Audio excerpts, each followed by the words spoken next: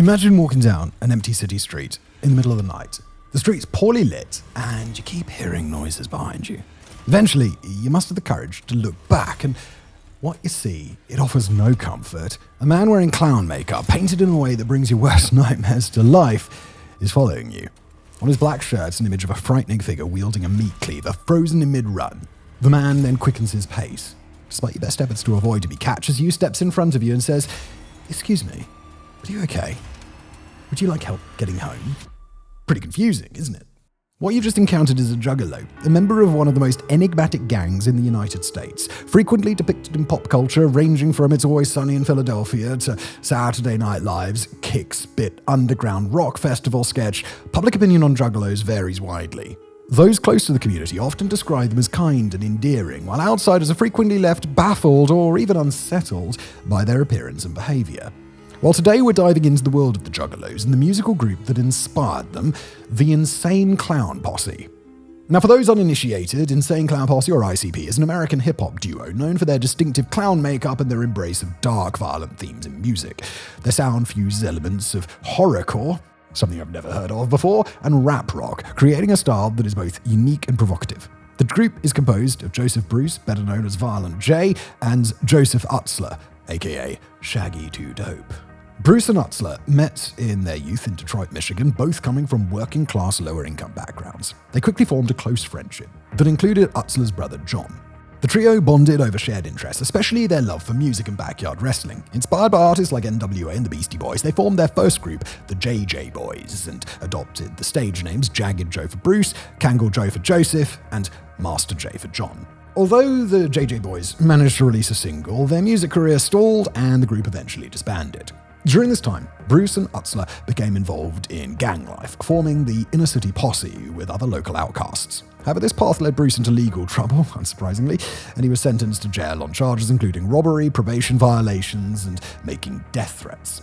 After serving a short sentence, he resolved to leave the criminal life behind and pursued a career in professional wrestling, which also proved unsuccessful. Eventually, Bruce re-entered the world of music, teaming up with the Utzler brothers once again. In 1991, they released a self-produced EP titled Dog Beats under the name Inner City Posse. Yet, traditional hip-hop was not resonating with them and their audience, making it clear that a bold change was needed. Well, that change came when Bruce had a dream about a supernatural traveling carnival where spirits judged the souls of the dead. Inspired by this vision, the group rebranded as the Insane Clown Posse, adopting clown makeup and a new mythos, the Dark Carnival. Their musical style shifted toward acid rap, a blend of rap and rock, and their lyrics began to reflect the eerie Dark Carnival universe. Around the time of their transformation, John Utzler left the group, leaving Joseph Bruce and Joseph Utzler as the remaining members who now performed under their stage names. Determined to control their artistic vision, the duo founded their own label, Psychopathic Records, and this move allowed them to release albums free from censorship, commercial influence, and contractual constraints. With albums such as Carnival of Carnage, Ringmaster, and The Great Malenko, they not only expanded the Dark Carnival mythology, but also began signing other artists who fit within the same creative universe. ICP went on to become the most successful DIY musical act in history, achieving massive underground popularity despite being largely ignored or mocked by the mainstream music industry. In spite of their graphic lyrics and horror-themed imagery, many of ICP's songs tackle serious social issues such as racism, police brutality, greed, and sexual abuse, often conveyed with a moralistic or anti-authoritarian tone. The striking contrast has given rise to a polarizing public image. On one hand, critics accuse the group of glorifying violence and promoting crude, offensive content. On the other, supporters argue that their work carries a deeper, often misunderstood message. One of the more surprising interpretations came from journalist John Ronson, who, in October 2010, in an article for The Guardian, described ICP as evangelical Christians who had been pretending to be brutal and sadistic to trick their fans into believing in God. Their fanbase is just as divisive and enigmatic as the group itself. With their distinctive style and image firmly established, ICP quickly amassed a cult following of fans from similarly blue-collar backgrounds, people who often felt misunderstood yet longed to be a part of something bigger. These fans were frequently drawn to underground rap, backyard wrestling, and darker imagery, much like the band itself. Then, during a 1994 live performance of The Juggler, Violent J referred to the crowd as Juggalos, giving the fan base both a name and a shared identity. The term, along with its female counterpart, Juggalettes, was soon adopted by anyone who resonated with ICP's music and the other acts that were signed to their label, Psychopathic Records. As ICP's popularity grew, so too did the mythology surrounding the dark carnival and the Juggalo identity, as explored in songs such as What is a Juggalo and Down with the Clown.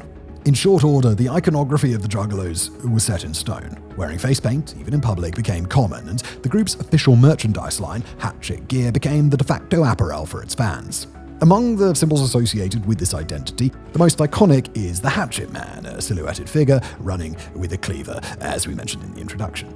Many of ICP's songs explore themes of anti-greed and working-class life. Their performances often feature Faygo, a cheap regional soda closely associated with Michigan's working-class communities, where the group originated.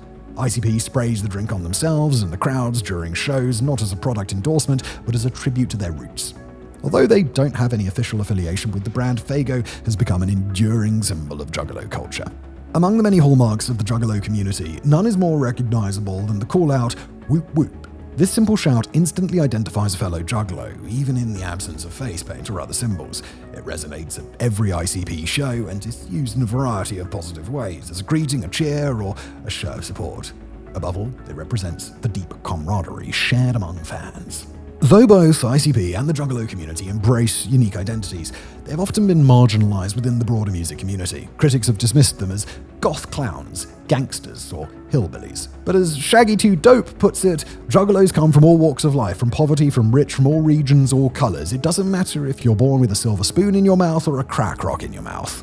To understand what he means, one needs only to attend the Gathering of the Juggalos, an annual festival organized by the band and its fans. This event draws a diverse group from various racial, social, and economic backgrounds, all united by face paint and a shared love for horrorcore music. Although average attendance hovers just below 10,000 people per year, the festival peaked in 2010 with around 20,000 attendees. It has even featured celebrity hosts like Charlie Sheen and musical guests from outside the Juggalo sphere, including Ice Cube, MC Hammer, Busta Rhymes, and Vanilla Ice. The latter even signed briefly with Psychopathic Records, though he never released music through them. Other self-proclaimed Juggalos include professional wrestler Willie Mack and rapper Coolio.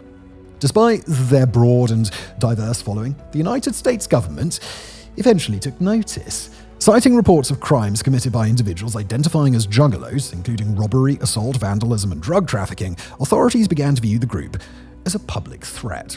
They claimed that Juggalos had formed decentralized, gang-like subsets across the country, a development that led to an official classification with serious implications for both fans and ICP as a corporate entity. So, in 2011, the United States National Gang Intelligence Center, an FBI-led group, classified Juggalos as a loosely organized hybrid gang, akin to groups like the Bloods or Crips. According to their report, Juggalo-affiliated groups had splintered into two factions, one that rejected violence and gang activity, and another that embraced it, forming local street gangs and incorporating crime into daily life. There have been a few high-profile cases that seem to support the government's concerns. In 2014, two Juggalos in Maryland attacked a roommate after he was allegedly disrespectful toward the Insane Clown Posse. They initially attempted to carve a Juggalo-related tattoo off of his arm, and when that failed, they resorted to burning him. The assault left the victim with severe injuries, including a nasal fracture, 11 broken ribs, brain bleeding, a lacerated liver, and ultimately the amputation of his arm. In another incident in 2016, a man in Wisconsin amputated a woman's finger with a machete, severely cut her arm, and then drank her blood. According to court documents, he bore a Juggalo-identifying tattoo and claimed that the attack was a memorial ritual for a fellow Juggalo who had died the year prior. While these examples are among the most extreme, they were enough to validate the federal government's fears to some extent. However, the vast majority of crimes linked to Juggalos are isolated incidents. They typically lack coordination, gang loyalty, or a consistent organizational structure. Most cases involve unrelated individuals who happen to be fans of ICP and committed crimes independently. To most Juggalos, however, the community's far from a criminal gang. Instead, it's more like an extended family, united by music and culture. The vast majority, they're law-abiding citizens who come together for concerts, festivals, and gatherings, leaving the face paint at home the rest of the time. Despite this, the federal classification led many local communities and even law enforcement to perceive all Juggalos as gang members easily identified by certain tattoos or clothing. With a single label, the government effectively turns an entire fan base into a criminal organization. Their official merchandise brand, Hatchet Gear, was now viewed as gang apparel, and the Hatchet Man logo, once an iconic symbol of unity, was recast as an emblem of the gang.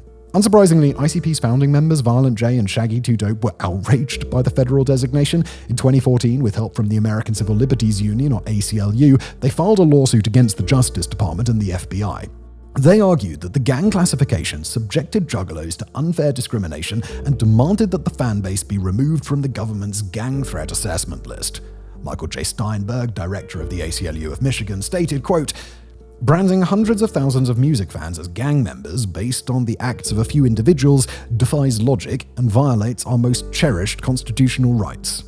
That same year, however, the case was dismissed. The judge ruled that the report did not constitute an actionable directive to law enforcement and therefore posed no legal harm to ICP or their fans. In 2015, the US Court of Appeals for the Sixth Circuit reinstated the case, finding that ICP and the Juggalos might have suffered injury. Yet in 2016, the case was dismissed once again. This time, the court held that neither the group nor its fans had experienced legally recognizable harm, nor were they under the threat of legal action, leaving them with no grounds to challenge the classification. The Federal Appeals Court later upheld this decision, officially ending the legal battle. Still, the group refused to accept the judgment quietly. Instead, they turned to a different form of resistance, one that is firmly protected by the First Amendment to the United States Constitution: peaceful protest. While most gangs in a similar situation might respond by giving the government the proverbial finger and doubling down on the activities they were accused of, the Juggalos took a very different path. In an effort to demonstrate collectively that the FBI was wrong, around 1,500 Juggalos gathered on September 16, 2017, near the Lincoln Memorial Reflecting Pool in Washington, D.C. From there, they marched peacefully through the city to protest their classification as a gang. This event wasn't an attempt to rekindle a legal battle or recruit new members. Rather, it was a symbolic act. As Jason Weber, a publicist for ICP who helped organize the event, explains, the gang classification had, quote, exposed law-abiding Juggalos to harassment and discrimination by police, employers, and others. And he's not entirely wrong. In many instances, a criminal record, suspected gang affiliation, or even recognizable gang tattoos can lead to targeted arrests, lost job opportunities, harassment from perceived rival groups, and even worse outcomes. The image of Juggalos as violent gang members often stands in stark contrast to the reality. In fact, long before the FBI's classification, Juggalos across the US were already actively engaged in community support efforts. In 2008, after the tragic death of a local high school student, Stephanie Harris, from diabetes, a group of Florida Juggalos, calling themselves the Juggalo Cleanup Crew, organized the Dead Stephanie Memorial Cleanup. Each year, in her honor, they clean local roads and nearby woods. Similarly, in Buffalo, New York, Juggalos initiated a community cleanup project on the city's east side, an effort that eventually led to the creation of the Hatchet House. Despite its ominous name, the Hatchet House became the base for the Juggalo Outreach Program, a 24/7 crisis hotline and community service organization. Meanwhile, over in Denver, Colorado, a local outreach effort called Juggalos Making a Difference, or JMAD, was founded by Brandy Bash Gomez, who was outraged by the government's gang classification. According to Gomez, quoting him here, "Calling us a gang is ridiculous because it groups all of our numbers together and breaks us all down as the same person. Sure, some Juggalos do engage in criminal activity, but so does the rest of the population, and JMAD is trying to change that."